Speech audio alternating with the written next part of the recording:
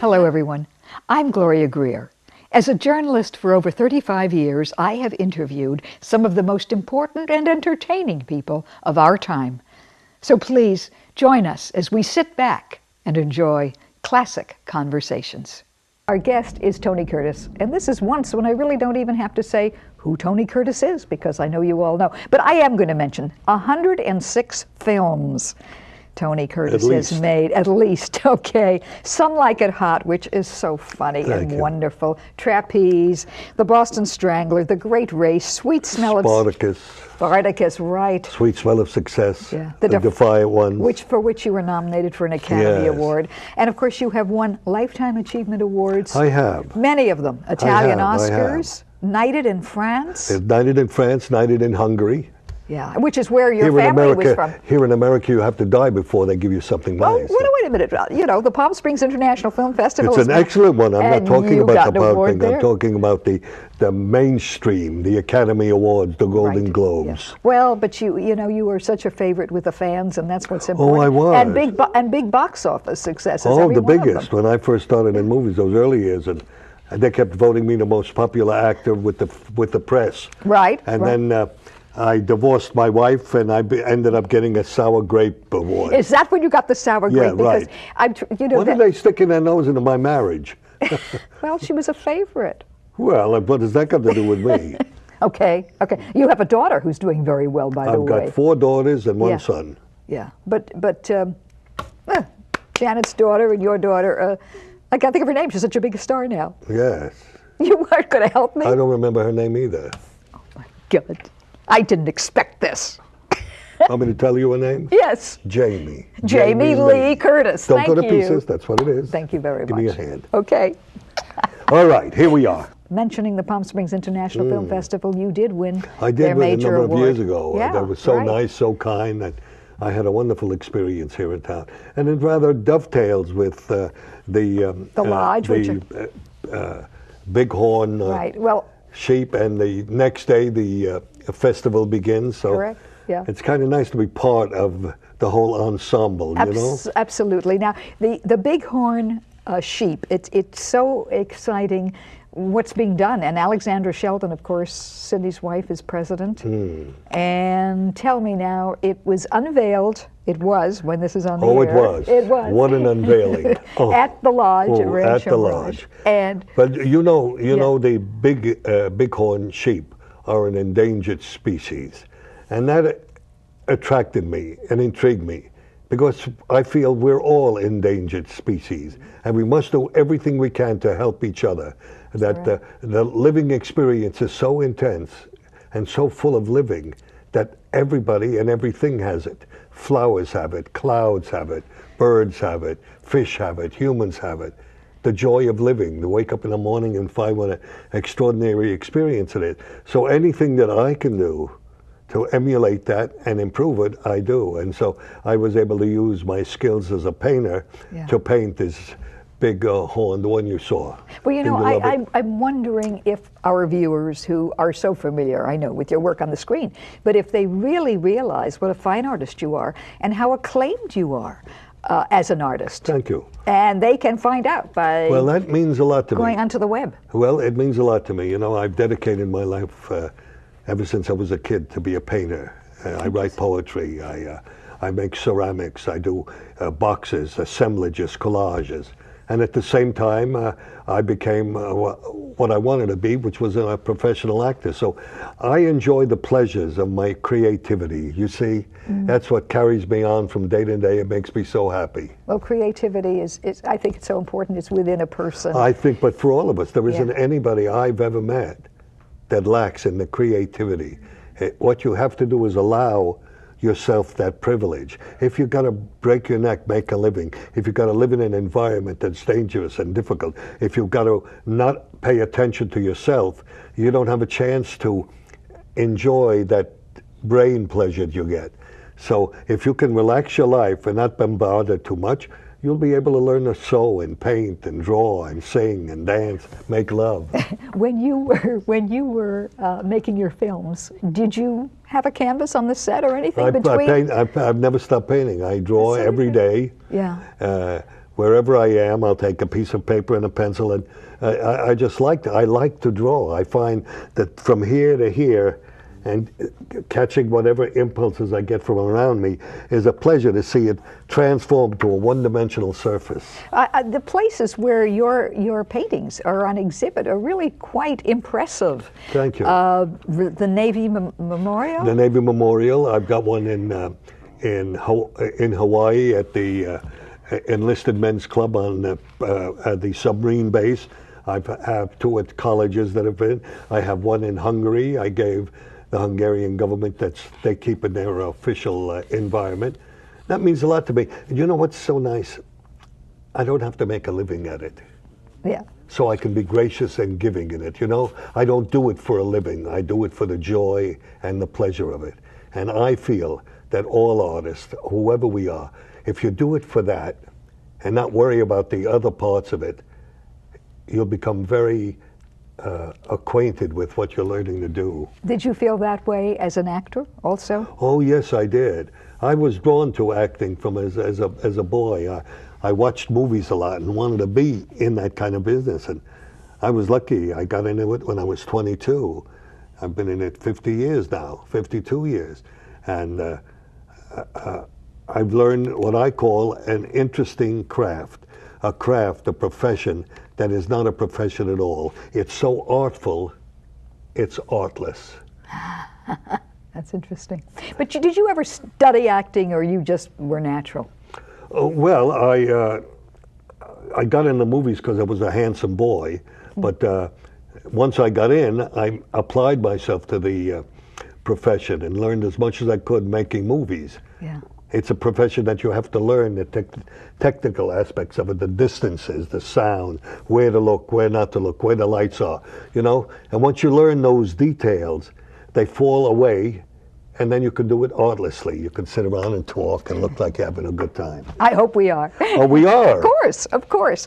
What about you worked with the finest directors, really. Billy Wilder, Stanley Kubrick, Elia Kazan. Yes. All brilliant men. Did you feel you learned from them? McKendrick. Mm-hmm. These guys were just brilliant. Kubrick was a extraordinary film director. I did Spartacus with him. And his eye, you see, the more important a director is, perhaps, or a better director is, the more simplistic he is. He doesn't have to crowd into your brain what he's looking for. He lets you give him what he wants. Mm-hmm. So it's a directorless environment, you know. He just guides you across. Vincent Minnelli was a director I worked with. I'm so privileged to have worked with these fine movie directors. Absolutely. And made more than one picture with many of them. When you did Some Like It Hot, yeah, you must have known it would be the tremendous success that it was. Well, not really. You know, the meaning comes after the work. Doing it, you're not quite sure what it would be. I knew. I liked the idea that I was going to dress up like a woman. Yeah. You know, everybody, every guy I know has a fear of dressing up like a woman. And some of them don't fear it, but others do. And so I thought it was rather amusing to do that on the screen. It had never been done before. Oh, Eddie Cantor used to play women. And there was a whole history of men dressing up as women. You know, Dustin Hoffman did it in Tootsie. Right. Well, I thought he was rather ugly. And he wouldn't have passed my board of directors as a woman. But in Some Like It Hot, Jack Lemmon. But Jack and I, in Some Like It Hot, it was frivolous. It was joyful. You know, it wasn't meant to make you depressed. No. We weren't trying to fool anybody. You know, and except Marilyn Monroe. Yes, well, anybody could fool her. Poor darling. I noticed that when I looked at your website and I saw some of your paintings, that you have a portrait of Marilyn that you did. I do Marilyn. Mm-hmm. I've done a few. I don't do people per se. Do you know? What I do is the essence or the sense of what I see. And Marilyn, with her whiteness, her blondness, brought another incredible vibration to me. And so, and we were very good friends. And so I commemorate that. Yeah. But I don't reach in there. I've never done a portrait of Piper Laurie. Okay. I worked with Natalie Wood. She was a beautiful girl. Oh, yes. Janet Leigh was one of my wives. I know. Christina Kaufman was one of my wives. And now How many you've wives did I remembered. have? You know, I had affairs with every one of my leading ladies except one. Well, maybe we'll find out about that in a It minute. was Jack Lemmon. I love it. I think better known around the world as an actor, but certainly respected around the world as an artist. whatever. You told me how you got. You mentioned the Lodge. That's right, isn't it a wonderful? Fabulous place. Yeah. I love it. It's so appealing, you know, and it's nice to have this experience there. Yeah, yeah. Well, of course, everybody wanted to see your bighorn, and I understand the bighorn sheep that have, most of them that have been painted, they all are at various places, but eventually they're going to be auctioned with the money going. They will all going be to, auctioned, but mine will not. No, yours is going to stay at the Lodge. Mine is stuck forever in the Lodge. Isn't that wonderful? Wonderful, isn't it? And Herbert Spiegel, who is the managing director, is yes. just thrilled. I'm glad. And he's also, I think, senior vice president of Rock Resorts. Can't be all bad. No, very good. Well, tell me a little about yourself. We'll do that another time. Why? I want to know about Arnold what do you want to know? Schwarzenegger. Yeah, Arnold Schwarzenegger. You did a TV It's Arnold, show. yes. I did a show. He directed it. Called Christmas in Connecticut with Diane Cannon, Yeah. and Arnold directed it. And Diane Cannon played a character like Martha Stewart in a kitchen where she did a lot of cooking, and I played the manager. And I was the one that organized it. Get that light over here, bring in a chicken, sit down, set up, get over, come on, honey, we're ready to shoot you. That kind of a character. And Arnold wanted me very much to do it, and I did it, you know. And we were shooting in 2-3 days, everything worked nicely. And finally, he had the set loaded with people, and I was to go in there and create a furor, because I didn't like the way everything went. Well, everybody was moving in the shot, and I was standing next to Arnold here, and the camera, and he touched me on the shoulder, and his direction was, "Take no prisoners." All right. Now, did you ever think that he would become our governor of California? Well, I never, listen, stranger things have happened, haven't they? And there's nothing strange about Arnold. He's a brilliant man. You know, he's made 30, 40 films that he's produced and directed and acted in. And, you know, go on a set and see what it's like to run 80 people. Make sure the table's right. Where are the glasses? Bring me the water. You know, all those details. So you see, Arnold trained himself in directing a movie, producing a film, to be prepared to do something bigger than that. I think he's going to have a great success at it. Wonderful. I hope so. Yeah, and I guess his marriage is very happy with Maria Shriver, and has a little political experience there. But that's, you know, what is so appealing is his friendliness and his generosity in his feelings. You see, there's nothing pompous about him. And I think we all like that about Arnold. Yeah. He's a wonderful man. You had, again, back to films, and I'm going back and forth between films and art and films. Please. But is there one film that stands out and you say, oh, I'm so glad I made this particular movie and did this part? There are two. Okay. One is called The Boston Strangler, where I played Albert DeSalvo, the Strangler. That picture is an important one for me. It was a completely different attitude. I put myself in a trance to be able to do it. I hypnotized myself.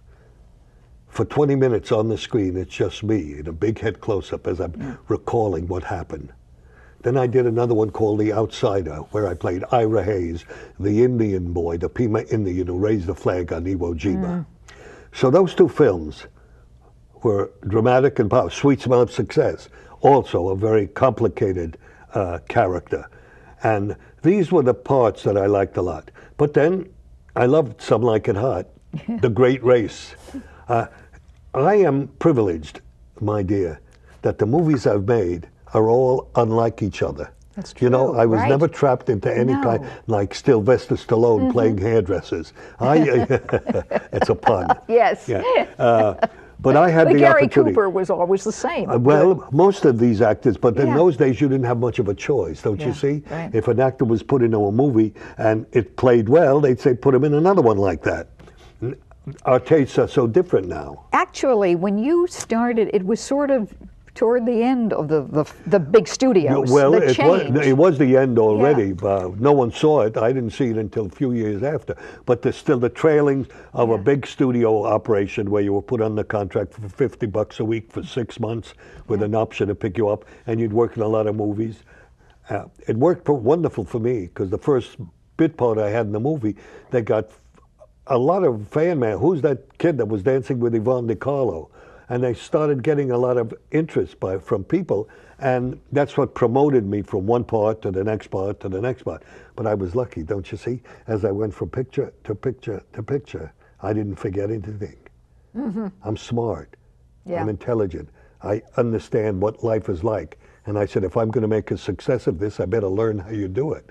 And that's what I've done, you know. Which is very wise. Well, thanks a lot. I'm privileged to be alive and to be able to do this. All right, now when you did Some Like It Hot on the stage, which you recently did, was that your first experience on the stage, or had you done No, it wasn't. But it was the first time it was a professional company or touring company. Yeah.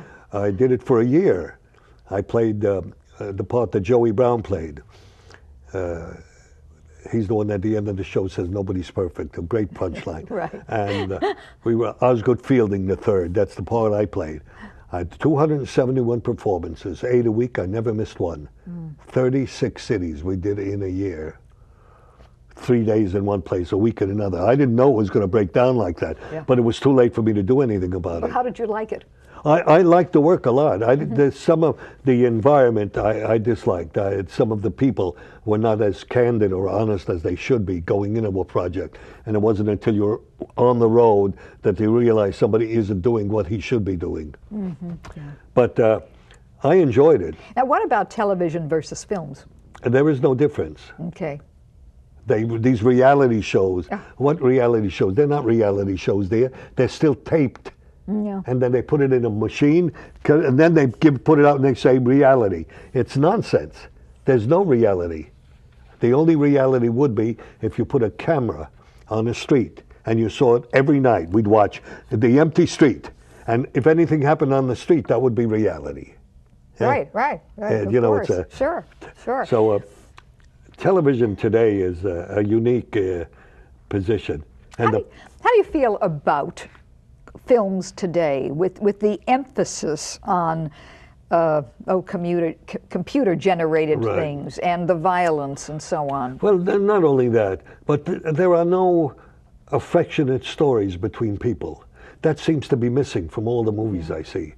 The great love stories? The love story. Not so much love stories as relationships that you see how they work. She's smiling. Is she smiling at him? No, she's not. It makes him sad. Oh, what am I going to... You know, these funny little nuances that you were able to do in movies in those days. Yeah. You can't do that now. The audience won't sit still for it. They won't sit still while you sit there boggle-eyed on some girl. They say, no, cut to the waterfall. And we've just sort of covered the block. We've talked about movies, we've talked about art, everything. The big horn, those beautiful big horn, which are being Let's talk about sex. Okay, now you've been married how often? I've been married 5 times. But you've had affairs with every leading lady. I've had about 45 important affairs in my life. Mm-hmm. You're not going to write a book about. I know you wrote a book though. I wrote a book. Did you have that in the There's book? nothing salacious about it. You know, I don't find anything less than honorable in my relationships with people. You know, my needs are like everybody else's needs, not different. Maybe somewhat complicated more than someone else, but that's the name of it, and that's the encouraging thing for us. That's a major portion of our living. The affection, the appeal we have for each other, how that draws the best out of us or the worst out of us. You know, it's a very important part of our lives. Not sex so much, although that's part of, but the love relationships, you know, between men, between women. Now, intriguing. You are married again. I am. How many times? How I was long married did it take 5 times. So this is the 5th? This is my 5th wife, yes. Right. That's how long it took to get it right. Well, it seems to be right. I'm happy. And she's beautiful. I remember she was with you at the other 32. film festival. I'm 78. And someone once said to me, Tony, a photographer in London, we got off the plane. He said, we were going together, but this is about 10 years ago. He said, is that your girlfriend? I said, yes. He said, she's beautiful. I said, thank you. He said, but you always have beautiful girlfriend. I said, why not? I enjoy it. How old is she? I said, she's 23. And how old are you? I said, I'm 66. He said, well, that must be dangerous. I said, what's dangerous? He said, it must be dangerous to make love to a 23-year-old girl. And I said, if she dies, she dies. Very good, very good. Now, speaking from fun and to serious, I understand that you have a ranch. I do. And that it's a horse that she saves. Horse rescue. I think that's so important. Yes, my dear wife, Jilly, is an equestrian, has been around horses all her life, and she wanted to do something. Do you know that some great horses that were thoroughbreds were sold to slaughter? That all of these horses are sold to slaughter. There must be 10,000 horses a year that are slaughtered for meat and sent to Japan, who eats them, Korea, France, Germany, France, Italy. Yeah. I mean, you know, I think it's shameful, really. These beautiful animals, and so Jilly goes out and goes to different auctions, and she buys them before and we've got 7 horses now. She'll may be able to handle about 10, 12 of them. And what she does is give them a home, let them work out in the fields, let them interchange with their fellow horses, you know. And if somebody wants to have a horse in their home, she'll give it to them. But not, she's a wonderful woman, and she's made me very aware, again, of the limited, species on the planet. Yeah. Well, you know, since she's an equestrian, I'm sure you saw Seabiscuit? Or Red Seabiscuit? Yes, I haven't seen it yet. Jilly's going to look at it. Yeah. Did you see it? I saw it. I loved it. Did you? I loved the book more. Oh, the book was divine. Absolutely. Well, the book tells so much more. These horse trainers, these people that manage horses, they'll buy a horse and bring it along. Yeah. And that horse will go out and earn $3, $4, $5 million. And at the end of their racing career, if they can't make it as a stud, upside down. Terrible. And if they do upside down, I think that's rather shoddy, don't you? I do. I certainly do. I don't know why we can't be a little more graceful in our living experience. And that's why you're helping the Bighorn. Back to that. You got it. Are you planning to do any films, any TV? I mean, do you have anything? Yes, there are 2 or 3 projects that are around. But, I am not that interested in working in movies so much. Simply for a simple reason. They don't allow me to be who I am. They want me to play old men, judges, doctors, lawyers, grandfathers.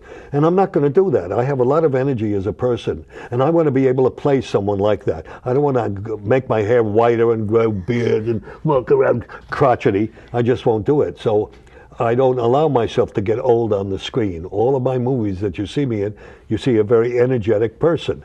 And if I can't find a part like that, I just won't do it. What about the stage? Going back to the stage, I could do there's fabulous parts, comedies. I can do. This was a musical I did. I sang and danced. Well, Dean Martin was at MGM Studios when Fred Astaire was doing a big dance number, rehearsing it, and Fred went through this big 3-minute number and stopped it, and they took a towel around her neck, and Dean Martin went up to him and said, I knew you could sing, but where did you learn to dance like that? I love that. I love that. Dean was too amusing. Well, I think we should have you back on the stage, or a television series perhaps built around this energetic soul that you are, and talented. And listen, you're a sweet woman, and it's been a pleasure being with you. Are we going to go now? Yeah, we're going to go. Okay. Kiss, kiss. I'll meet you in my room. Okay.